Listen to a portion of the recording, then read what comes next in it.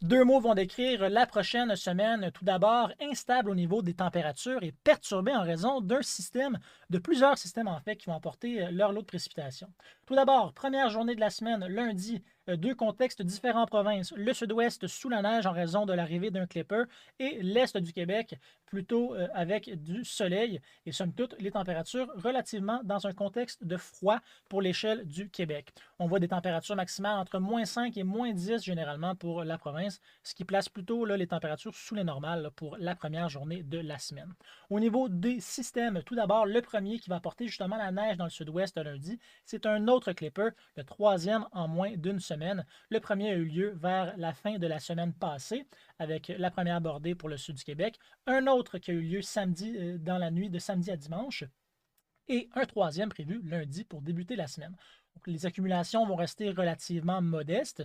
Ce n'est pas un système qui est très humide, mais quand même, on pourrait amasser plus d'une dizaine de centimètres dans le sud du Québec, incluant la région de Montréal.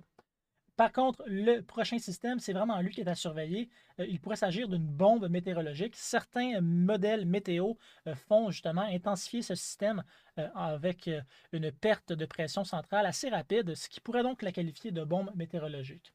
On pourrait donc avoir un mélange de précipitations. On voit ici le secteur chaud qui est bien présent avec de la pluie en majorité avec les teintes de vert, de jaune et de rouge. Et à l'arrière du système, de l'air beaucoup plus froid qui permettrait donc aux précipitations de rester entièrement sous forme de neige. Et entre les deux, on pourrait avoir une période de mélange représentée en rose.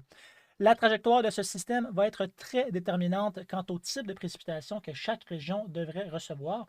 Et puisqu'on est à environ 3-4 jours de cet événement, les choses peuvent changer tranquillement, donc ça reste à surveiller. La trajectoire n'est pas coulée dans le béton, mais une indication générale montre que ce système pourrait quand même affecter fortement le Québec.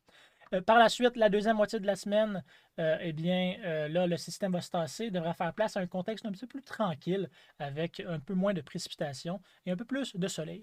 Deuxième journée mardi, on voit ici l'arrivée du système, la fameuse possible bombe météo qui permettrait donc de voir un mélange de précipitations peut-être pour le sud du Québec, de la neige ailleurs.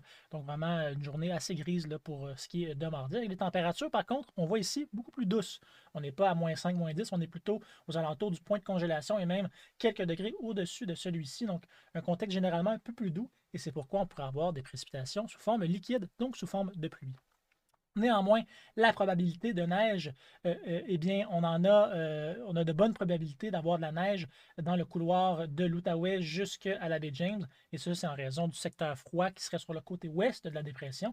Par contre, pour le sud du Québec, dont Montréal, l'Estrie et même une portion de la Gaspésie, eh bien, la pluie pourrait donc gruger les précipitations solides, ce qui fait donc que non seulement le couvert de neige est abîmé, mais on n'a pas de précipitations solides qui s'accumulent, donc moins de neige au sol. Donc, ça reste à voir encore une fois au niveau de la trajectoire, mais c'est pas mal là, ce qui est montré par les modèles météorologiques.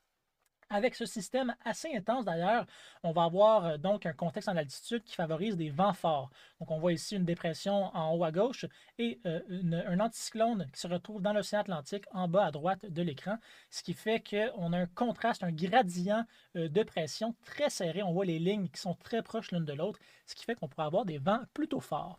Justement, ceux-ci devraient souffler à possiblement 90 et même 100 km/h pour certaines portions du Québec.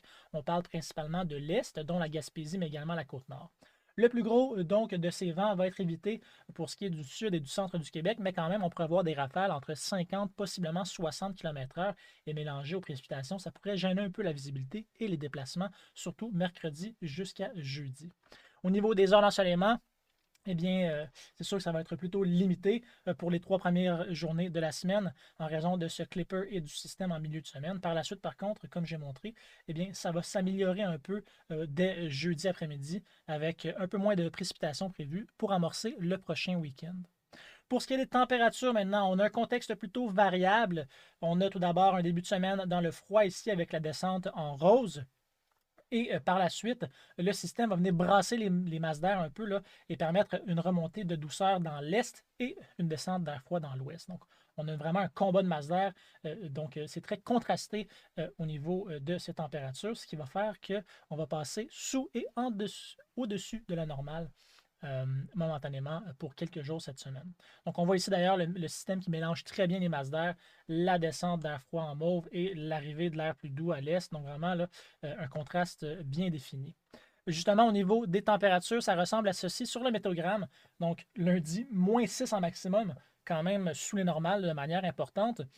Et par la suite, on passe au-dessus de celle-ci, 4 degrés, donc vraiment un changement de situation. Mais ça ne va pas durer bien longtemps. On parle d'une journée ou deux parce qu'après, on retombe sous les normales dès vendredi, le 13 décembre, avec un autre maximum prévu à -7. Donc, on voit que c'est assez instable cette semaine au niveau des températures. Et en plus de ça, eh bien, si les précipitations tombent sous forme de pluie et même en neige, eh bien, avec le -7 prévu vendredi, ça pourrait geler et permettre aux chaussées d'être glissantes par moment, les trottoirs également. Donc, il va falloir sûrement faire attention pour cette période de la semaine. Pour terminer, eh bien, donc, les accumulations de neige au sol. Ici, c'est plutôt la neige au sol et non la neige reçue. On voit qu'on a plusieurs régions qui sont au-dessus de la normale. En fait, toutes les régions du Québec sont au-dessus de la normale en date du 8 décembre, à l'exception de Val-d'Or qui est pile poil dessus et Rimouski qui a un petit peu un retard là, avec 0 cm au sol. Par contre, ce couvert de neige risque d'être perdu pour certaines régions, notamment le sud du Québec. Donc, on voit ici les facteurs qui influencent un peu justement là, cette perte de couvert de neige. Tout d'abord, le premier clipper et neige faible lundi, ça va donner un petit coup de pouce, un petit peu plus de neige au sol. Ça va permettre de bien garnir le couvert de neige. Par contre, avec l'impulsion de douceur et le possible système de pluie, là, ça va donner un petit coup là, sur ce qui est de la couverture neigeuse, surtout pour le sud du Québec. Parce que justement, cette région va se retrouver dans un secteur chaud lorsque le système va arriver. Donc, non seulement on a une petite douceur, mais la pluie qui vient affaisser là, un peu le couvert de neige, c'est fort possible pour les régions de l'Estrie et de la Montérégie, et même incluant l'île de Montréal. Ailleurs en province, il y a assez de neige au sol pour qu'elle puisse rester de manière, on pourrait dire, à long terme, partant de l'Abitibi-Témiscamingue jusqu'en Côte-Nord. Et pour ce qui est du restant des régions, ben, c'est un peu plus incertain, là, tout dépendamment de la trajectoire du système, à quel point le secteur chaud et les précipitations liquides vont être plus à l'ouest, plus à l'est. Donc, ça reste un peu plus incertain pour ces secteurs-là. Donc, en somme, une semaine perturbée pour ce qui est des systèmes. Un système majeur prévu en milieu de semaine, un clipper au début de la semaine avec de la neige et des températures qui sont un peu en dents de scie.